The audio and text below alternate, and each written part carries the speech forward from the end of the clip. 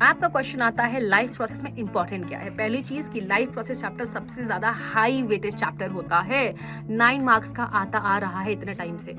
अब इसमें इंपॉर्टेंट क्या है, सब कुछ इंपॉर्टेंट एक्चुअली, लेकिन मैं कुछ चीजें बताऊंगी जो अटमोस्ट इंपॉर्टेंट है, जो पक्का पढ़ना है, स्किप नहीं करना है। जैसे कि you should know nutrition types, specifically photosynthesis की रिएक्शन पता होना चाहिए, 2 phases, light reaction, dark reaction पता होना चाहिए।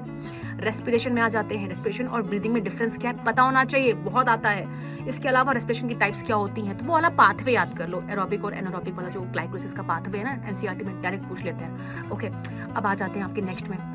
यहाँ पे आपको मालूम होना चाहिए हार्ट के डायग्राम, उसका फंक्शन बनाना सीख लो। वो डब्बे वाला डायग्राम बनाओगे, नंबर मिल जाते हैं, बस लेबलिंग प्रॉपर रखना।